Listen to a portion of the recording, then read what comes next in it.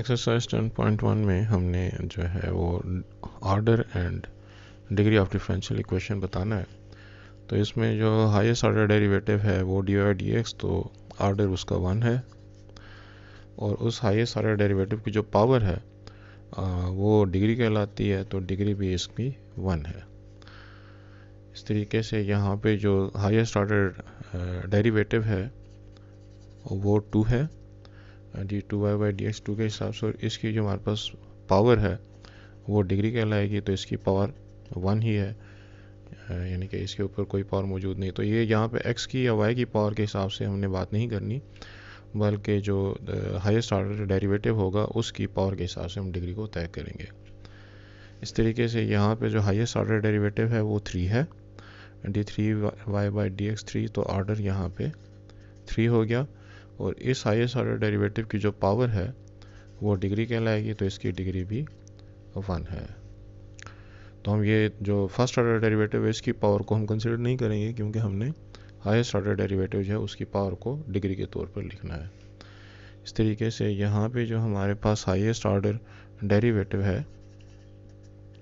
वो 2 है और इसकी भी जो डिग्री है या जो इसका पावर है वो 1 है, तो हम डिग्री के तौर पर 1 लिखेंगे। क्वेश्चन नंबर 2 में हमने शो करना है कि y is equal to e power x plus e power 2x जो है ये गिवन इक्वेशन डिफरेंशियल इक्वेशन का सोल्यूशन है। तो इसकी खातिर अगर मैं D Y by D x मालूम करूँ तो ई पावर एस का डेरिवेटिव ई power x, e power 2x का डेरिवेटिव ई power 2x, inner function derivative 2, और सेकेंड टाइम अगर मैं इसको डेरिवेट करूँ तो ई पावर एक्स का डेरिवेटिव ई पावर 2x, 2 कांस्टेंट है as it is, E power 2x का डेरिवेटिव ई पावर 2x और इनर फंक्शन डेरिवेटिव 2 हो जाएगा, जिससे आंसर बनेगा ई पावर एक्स 2 इंटू 2 4 और ई पावर 2x। अब ये वाली वैल्यूज़ अगर हम लेफ्ट हैंड साइड में पुट कर दें, जो हमको इक्वेशन गिवन है, तो d two Y by D x 2 minus 3 d Y by D x plus 2y,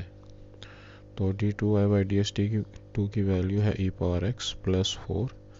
E power 2x minus 3 d Y by D x की वैल्यू हमने e power x plus 2 e power 2x, और फिर हमारे पास जो y की value है plus 2 और y की वैल्यू है जी ई power x plus e power 2x। Simplify करने से ये बनता है जी ई power x plus 4 e power 2x minus 3 e power x और माइनस 6 ई power 2x plus 2 e power x और प्लस 2 ई पावर 2x। तो इसको अगर मैं सिंप्लीफाई करूं तो प्लस 1 माइनस 3 प्लस 2 ये आपस में कट गए, और 4 और 2 6, 6 और माइनस 6 आपस में कट गए, तो आंसर हमारे पास 0 आ गया, which is equal to right hand side. इसका मतलब ये हुआ कि ये जो हमारे पास गिवन इक्वेशन है ये डिफरेंशियल इक्वेशन का सोल्यूशन है।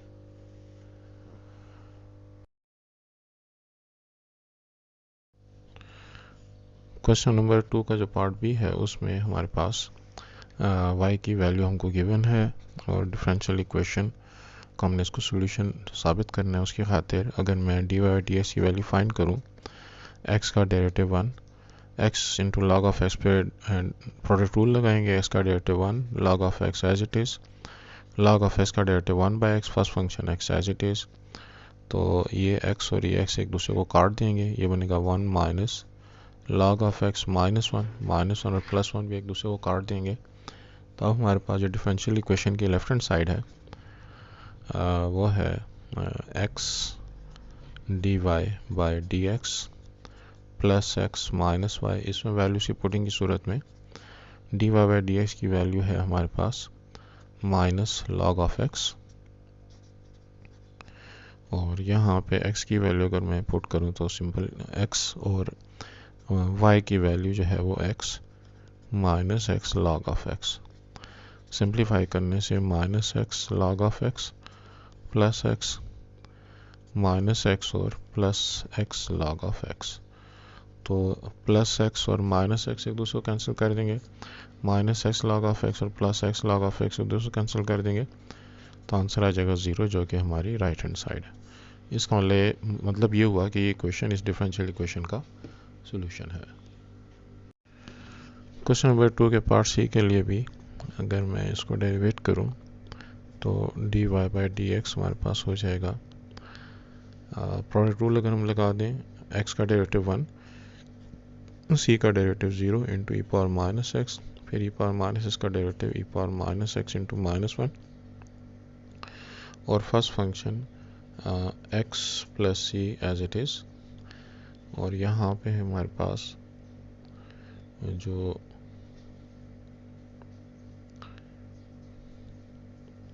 सिंप्लीफिकेशन से वैल्यू बनती है वो बनती है e power minus x e power minus x plus c into e power minus x. ये वैल्यू अगर मैं गिवन इक्वेशन डिफरेंशियल इक्वेशन के लेफ्ट हैंड साइड में पुट कर दूं तो लेफ्ट हैंड साइड है d Y by D x plus Y,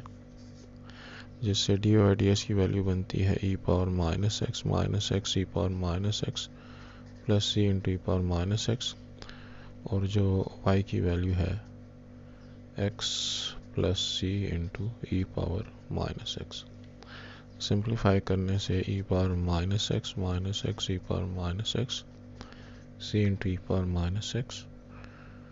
plus x e power minus x plus c into e power minus x. तो हम इस value को इसके साथ कैंसिल कर सकते हैं, और अच्छा यहाँ मुझसे गलती हुई है, माइनस साइन जब हम अंदर मल्टीप्लाई करेंगे तो ये वाली वैल्यू माइनस हो जाएगी, उस हिसाब से ये वाली वैल्यू भी माइनस हुई, लिहाजा ये दोनों वैल्यूज़ भी आपस में कैंसिल हो जाएंगे, तो हमारा आंसर आएगा e power minus x which is equal to right hand side. इसका मतलब ये हुआ कि ये इक्वेशन इस डिफरेंशियल इक्वेशन का एक सोल्यूशन है।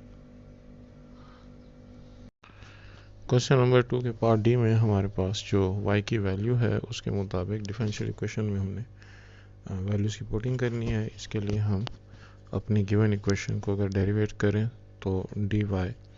By D x e power minus x का डेरिवेटिव ई power minus x inner function derivative minus 1। इसी तरीके से जब दूसरी दफ़ा डेरिवेट करें तो ई पावर एक्स का डेरिवेटिव पर माइनस ई पावर एक्स और ई पावर माइनस एक्स का डेरिवेटिव पर माइनस एक्स। अब ये इस माइनस 1 को प्लस 1 कर देगा, तो ये वाली वैल्यूज़ अगर हम गिवन इक्वेशन के लेफ्ट साइड में पुट करें तो लेफ्ट हैंड साइड है D two Y by D x two minus 3 d Y by D x plus 2y, और वैल्यूज़ की पुटिंग की सूरत में ई पावर एक्स और माइनस एक्स माइनस 3, और d Y by D x जो है वो है e power x minus e power minus x plus 2, और ई पावर जो हमारे पास y की वैल्यू है वो भी ई पावर एक्स और plus e power minus x. Simplify करने से e power x e power minus x minus 3 e power x minus minus plus 3 power minus x plus 2 e power x और plus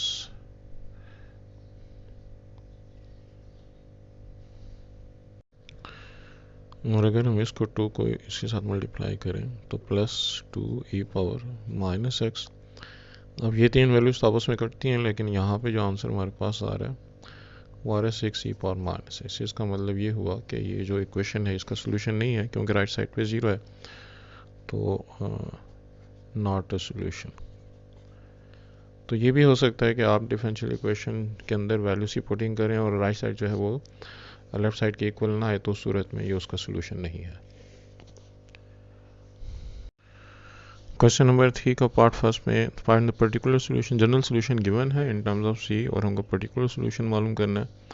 तो particular solution का मतलब ये है कि for x is equal to 2, y की वैल्यू 1 है, तो जो हमारी गिवन इक्वेशन है वो बन जाएगी x की बजाय मैं 2 पुट करता हूँ, y की बजाय 1 पुट करता हूँ, तो c की वैल्यू मेरे पास 2 आ गई, therefore 1 becomes x y is equal to 2। तो ये जो है हमारा पर्टिकुलर सोल्यूशन हो गया। क्वेश्चन नंबर 3 के पार्ट बी में हमारे पास जो y की वैल्यू है x minus x log of x plus c, इसमें भी for x is equal to 1 y is equal to 2 अगर हम पुट करें तो 2 x की value 1 minus 1 into log of 1 plus c. अब log ऑफ 1 जो है वो 0 के बराबर होता है, तो 2 माइनस 1 और यहाँ पे 0 रहेगा प्लस सी, इससे हमारे पास c की वैल्यू आती है 1। तो हमारा जो पर्टिकुलर सोल्यूशन है वो हो जाएगा y is equal to x minus x log of x plus 1। और पार्ट सी के लिए हमको जो इक्वेशन गिवन है इसके अंदर अगर मैं x की वैल्यू पुट कर दूं π/4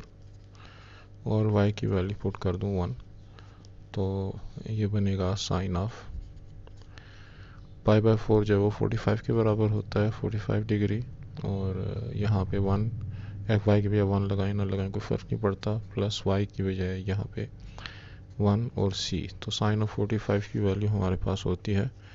1/√2 प्लस 1। इससे c की वैल्यू हो जाएगी, चलिए अगर इसको इसी फॉर्म में भी छोड़ दें तो हमारा आंसर जो है given equation becomes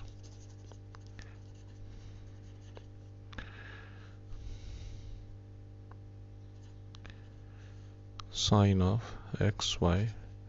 plus y और c की बजाय 1/√2 प्लस 1।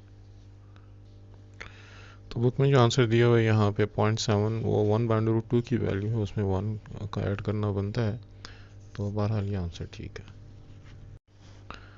पार्ट डी के लिए हमको जो x की वैल्यू गिवन है वो है 1 और y की कॉरस्पॉन्डिंग वैल्यू भी 1 है, तो given equation becomes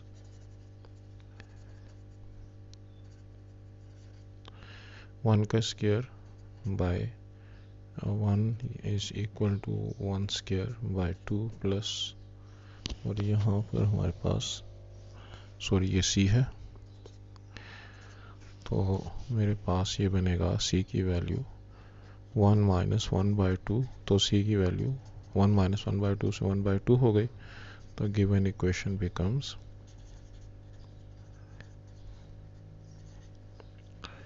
y square by x is equal to x square by 2 plus c की बजाय 1/2। क्वेश्चन नंबर 4 का जो पार्ट ए है इसमें सबसे पहले तो हम वेरिएबल सेपरेट करते हैं, dy is equal to cos of x into d x. उसके बाद अगर मैं इंटीग्रेशन करता हूँ तो dy इसके साथ क्वेश्चन के तौर पर 1 है, उसका इंटीग्रल y हो गया respect to y, cos of x का integral sine of x derivative minus sine x होता है और इंटीग्रल प्लस साइन एक्स, और साथ में कांस्टेंट ऑफ इंटीग्रेशन c। अब जो हमको इनिशियल वैल्यू जो हमको गिवन है x की वैल्यू 0 और y की वैल्यू 1, ये पुट करने से y 1 बन जाएगा साइन ऑफ 0 प्लस c। तो इससे हमारे पास c की वैल्यू 1 आ गई, क्योंकि साइन ऑफ 0 जो है वो 0 होता है। तो जो हमारी क्वेश्चन है 1 becomes y is equal to sine of x plus c की बजाय 1। तो ये जो है हमारा आंसर आ गया। पार्ट बी में सबसे पहले हम वेरिएबल सेपरेशन करते हैं, तो dy की वैल्यू हो गई x square into d x, और अगर हम इंटीग्रेशन करें तो इससे हमारे पास dy का इंटीग्रल y, एक्स स्क्वायर का integral x cube by 3 plus c। x की वैल्यू 0 के लिए y की करस्पॉन्डिंग वैल्यू 1 है, तो यहाँ पे y की बजाय 1, x की वैल्यू अगर मैं 0 लगाऊँ तो 0 का cube 0/3 plus c, that gives me value of c equals to 1। तो जो हमारी इक्वेशन है वो बन जाएगी y is equal to x cube by 3 plus c is equal to 1। Part C के लिए भी सबसे पहले तो वेरिएबल सेपरेशन करते हैं, तो dy is equal to 1 by x square into d x. dy हो जाएगा x power -2 into d x, और इंटीग्रेशन करने से y ये बनेगा x पावर -2 + 1 और -2 + 1 + c। x की वैल्यू 2 के लिए y की वैल्यू हमारे पास 0 है। ये वाली वैल्यू पुट करने की सूरत में यहाँ पे x की वैल्यू 2 पावर -1, नीचे भी -1 + c, तो इसकी सिंप्लीफिकेशन से हमारे पास बनता है 0 इज़ इक्वल टू माइनस, और 2 पावर -1 नीचे आके 1/2 + c, तो c की वैल्यू 1/2 हो गई। ये वाली वैल्यू अगर हम अपनी इक्वेशन में पुट करते हैं, इसमें पहले इसको ऐसे सिंप्लीफाई कर लेना चाहिए था कि y is equal to -1/x + c, तो ये बनेगा y is equal to -1/x, तो c की वैल्यू हमारे पास 1/2। तो ये जो है हमारा पर्टिकुलर सॉल्यूशन हो गया। पार्ट डी के लिए भी सबसे पहले हम वेरिएबल सेपरेशन करते हैं, dy by y² is equal to 2x into d x, और इंटीग्रेशन करने के लिए y को अगर हम ऊपर लेकर जाएं तो y power -2 dy equal to 2x dx, और इंटीग्रेशन की सूरत में y पावर -2 + 1 और -2 + 1 x² बाय 2 + c, ये बनेगा -1 over y is equal to x² + c, तो x की वैल्यू 3, y की वैल्यू -1। तो यहाँ पे वैल्यू लगाने की सूरत में -1/-1 तो 1, x² 9, 3 का स्क्वायर 9 + c, तो c की वैल्यू 1 - 9 इज -8, जिससे हमारी जो इक्वेशन है वो बनेगी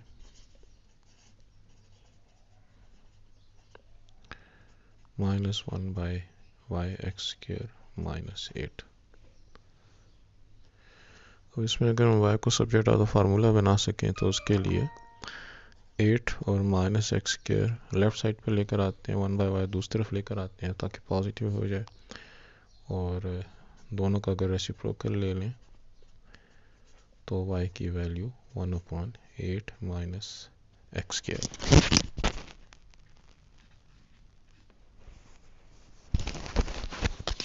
तो ये जो है हमारा आंसर आ गया। क्वेश्चन नंबर 5 में है कि एक स्टूडेंट जो है वो 1000 के ग्रुप में आया है और वो जो है वो वायरस का इन्फेक्टेड है, तो ये जो रेट ऑफ स्प्रेड ऑफ हमारे पास है वायरस, वो नंबर ऑफ स्टूडेंट्स और टाइम के दरमियान में जो रेशो बन रही है, ये डायरेक्टली प्रोपोर्शनल है उन स्टूडेंट्स के जो कि इन्फेक्टेड हैं। अगर इन्फेक्टेड स्टूडेंट्स को हम x लेते हैं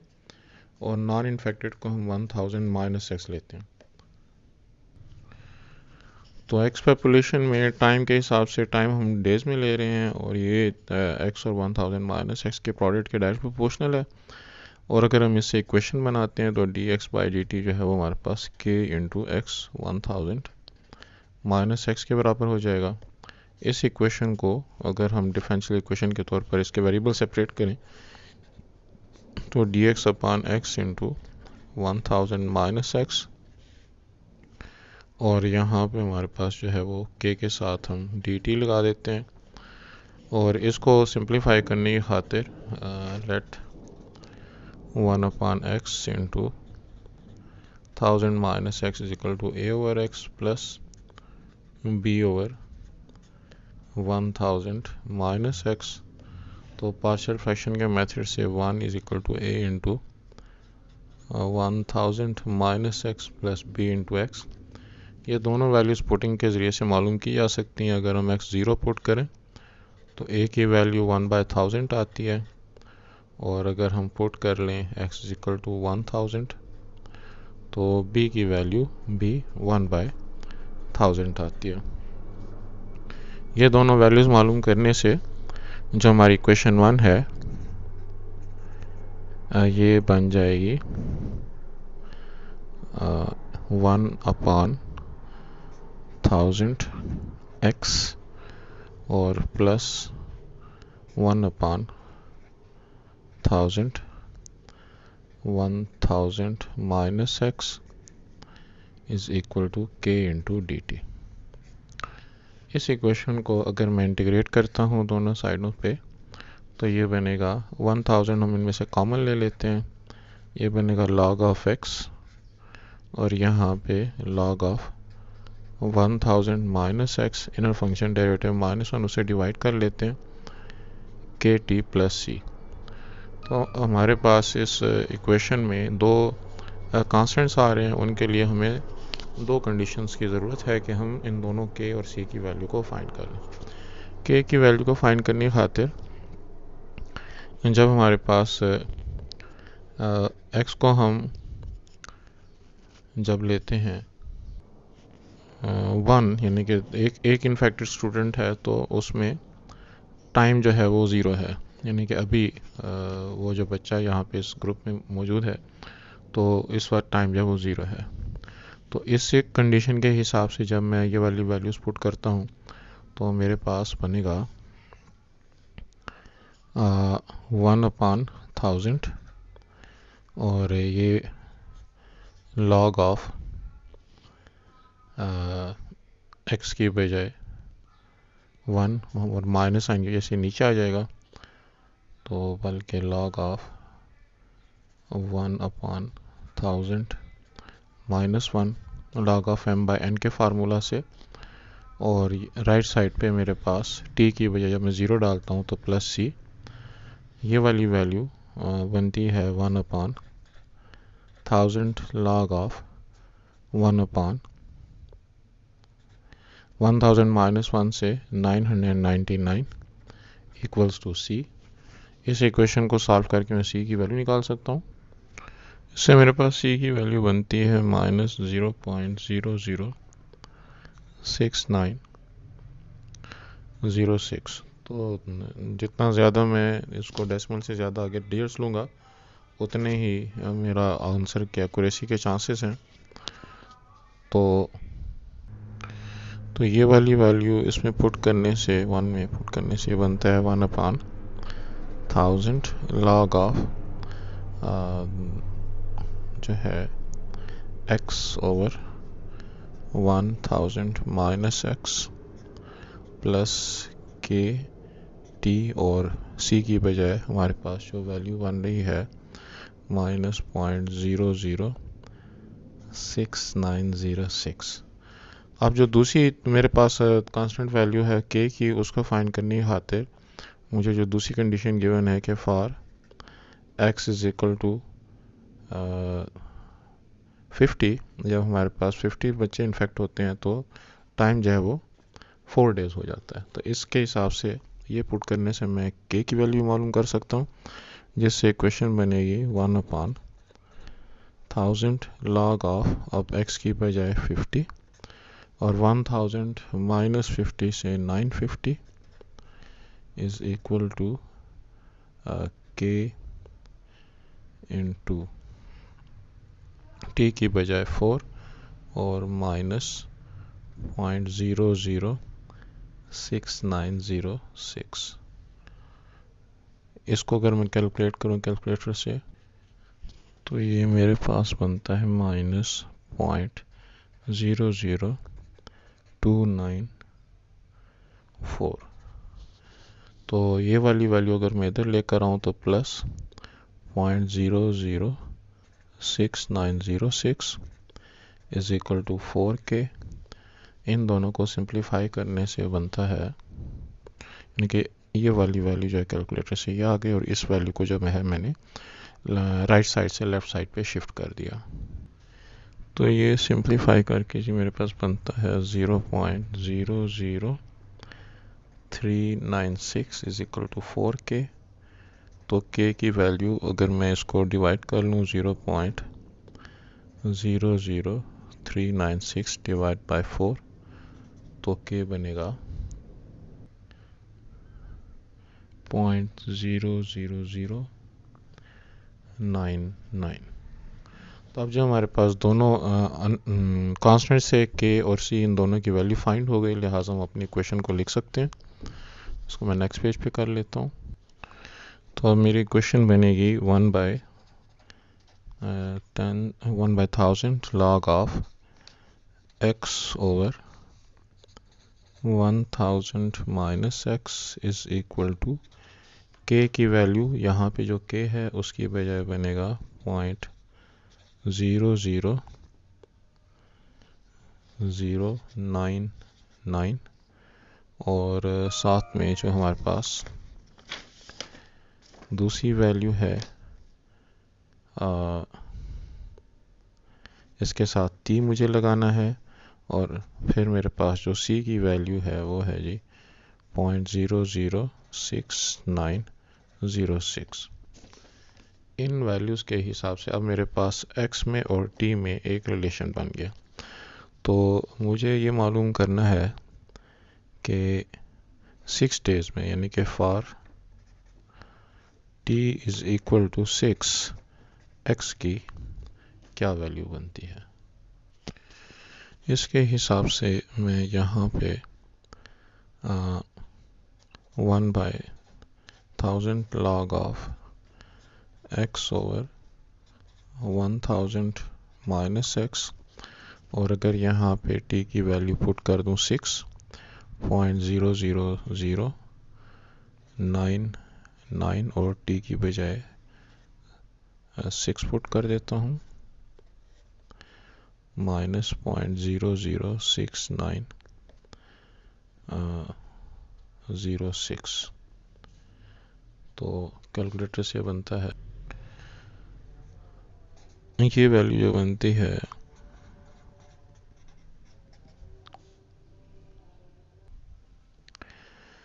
ये बनती है जी -0.00096, और ये 1000 इधर लेकर आ जाए तो ये 1000 इसके साथ मल्टीप्लाई हो जाएगा, जिससे हमारी जो इक्वेशन है वो बन जाएगी log of x over 1000 minus x is equal to -0.9636। तो दोनों साइड पर अगर हम एंटी लॉग ले लें तो x ओवर 1000 माइनस x की वैल्यू हो गई। इसका एंटी लॉग लेने की सूरत में हमारे पास नेचुरल लॉग का हम एंटी लॉग लेंगे, यानी कि इसको e को पावर बना देंगे,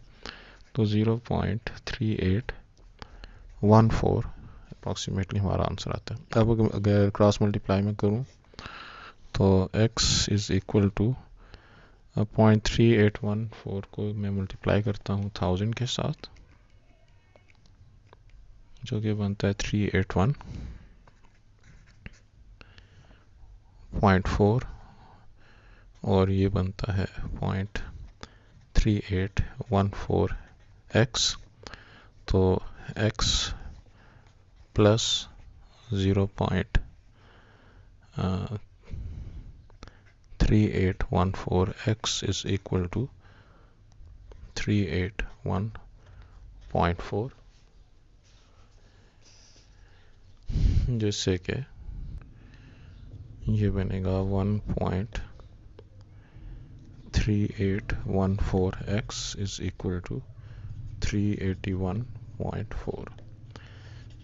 तो x की वैल्यू हो जाएगी 381.4 ओवर 1.3814, जिससे हमारे पास x का आंसर आता है 276। तो ये जो है हमारे पास